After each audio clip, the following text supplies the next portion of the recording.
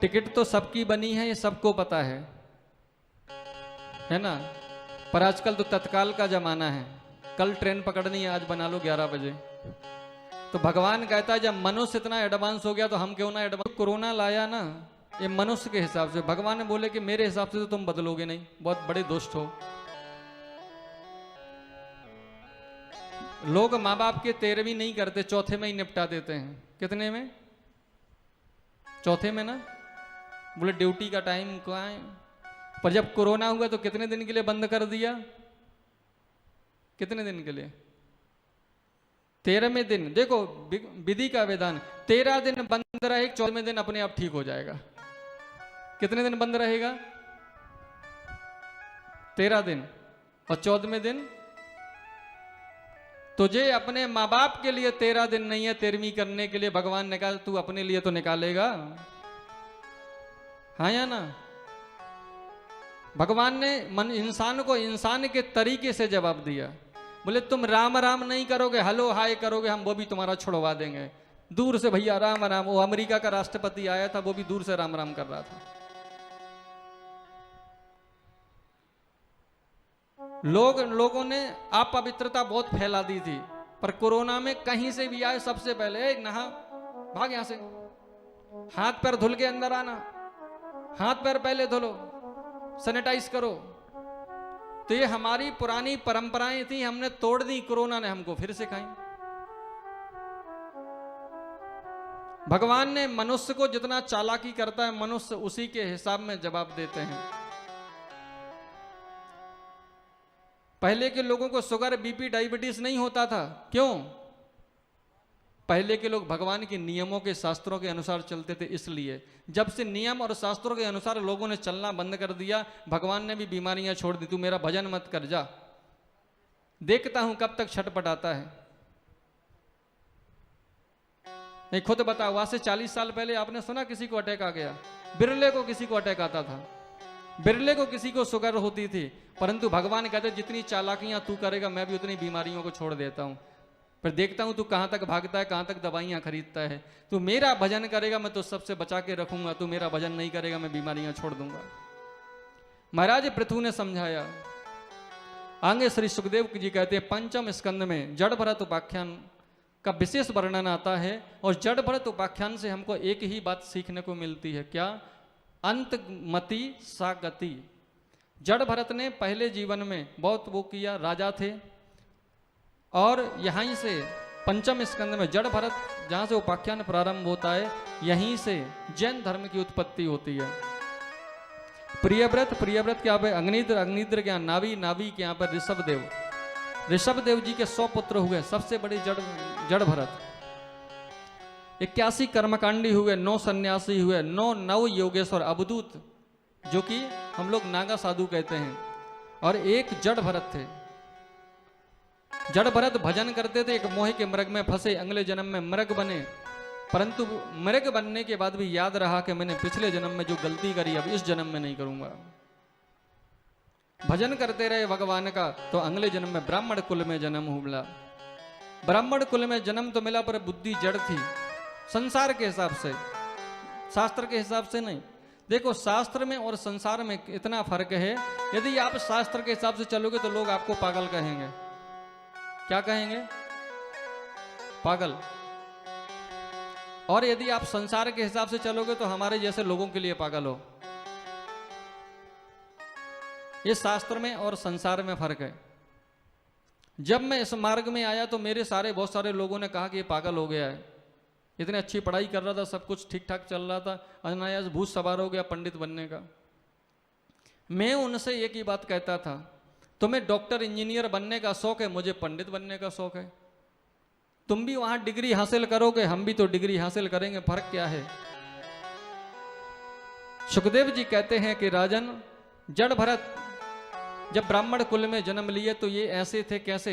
राम जी की चिड़िया, राम जी का खेत, और खाओ मेरी चिड़िया भर भर पेट। तो घर वालों ने धक्का मार दिया। एक राजा रहुगण था, उसने बलि के लिए जड़ भरत को बुला लिया। जब काली की बलि देने लगे तो भद्रकाली प्रकट हो गई, जड़ भरत को बचाया। क्योंकि जो सच्चे मन से भजन करता है वो भगवान को एक बार भी कह दे, एक घड़ी आधी घड़ी आधी ते पुनियाद, तुलसी संगत साधु की हरे कोटि अपराध। जड़ भरत ने मां को स्मरण किया और मां को स्मरण किया तो जड़ भरत के सामने मां खड़ी हो गई और बेटा बुलाए और मां आए। और भजन भी है, बेटा बुलाए झट्टी दौड़ी चली आए मां, क्यों? अपने भक्तों के आंसू देख नहीं पाए मां। भद्रकाली प्रकट हो गई, राजा रहुगण को उपदेश किया, जड़ भरत को छोड़ दिया। जड़ भरत ने राजा रहुगण को समझाया कि इंसान की कद्र करो। इंसान एक ऐसा प्राणी है 84 लाख योनियों में, जो इंसान सब कुछ कर सकता है, बोल सकता है, सुन सकता है, समझ सकता है, प्रेम कर सकता है। देवता प्रेम मांगते हैं, बलि नहीं। हम तो एक संसारिक प्रक्रिया को चलते हुए बलि देते हैं, परंतु देवता बलि नहीं मांगते। कहीं पढ़ा है आप लोगों ने? जैसे शिव जी के लिए लोगों ने कहा गांजा पियो, भांग खाओ, कहां लिखा है शिव जी गांजा पीते थे? किसी ने पढ़ा हो शिव पुराण में? तो हमें बता दे। पर लोगों ने फैशन बना लिया। परंतु जड़ भरत ने राजा रहुगण को श्रेष्ठ उपदेश किया। आगे श्री सुखदेव जी कहते हैं पंचम स्कंद के अंत में 28 नरकों का वर्णन आता है। श्री सुखदेव जी कहते हैं नरका नाम भगवना किम देशा विशेषता। परीक्षित ने प्रश्न किया, हे प्रभु मैंने नरकों के बारे में सुना है, क्या कोई अलग से कोई देश है? नरका नाम भगवन किम देशा विशेषता, बहे स्त्री लोक क्या अहो स्वई दंतरालायति। तो श्री शुक्रकार के नरकों का वर्णन है, जिसमें कुछ आपको श्रवण कराता हूं। एक तामिस्त्र नाम का नरक है, जो दूसरों का धन खाते हैं, संतान दूसरे के संतान से द्वेष करते हैं, स्त्रियों का हरण करते हैं, दूसरे का अन्न हरण करते हैं, दूसरे का जल हरण करते हैं। ऐसे भयानक भय में डालने वाले यमराज इनको कोड़ों से पिटाई करते हैं और उस पाप का प्रायश्चित कराते हैं। अंध तामिस्त्र नाम का एक नरक है, जो सिर्फ अपने पेट भरता रहता है और परिवार से द्रोह करता है, अपने भाई से द्रोह करता है, भाई की धन संपदा का हरण करता है, भाई की स्त्री का भोग करता है। ऐसे व्यक्ति को कुरु नाम के पक्षी उसको डसते हैं। कुरु नाम के पक्षी ऐसे होते हैं, एक सांप जो होता है ना, ऐसे जो 100 सांप जब काटते हैं, जब एक कुरु पक्षी के मुख के जहर के बराबर होता है, ऐसे हजारों कुरु नाम के पक्षी उसके शरीर को डसते हैं और उसको भयानक कष्ट डालते हैं। कुंभी पाक नाम का नरक है, जो पक्षियों को मारकर खाते हैं। उनको जब वहां पर यमराज ले जाते हैं तो जैसे उन्होंने उस पक्षी को कढ़ाई में तला था, वैसे यमराज भी उनको उठा करके उस कढ़ाई में फेंक देते हैं। जिसने पक्षी को काटा था वो पक्षी आकर के वहां पर उनको काटते हैं। जिन्होंने उस पक्षी को नोचा था वो पक्षी को नोचते हैं।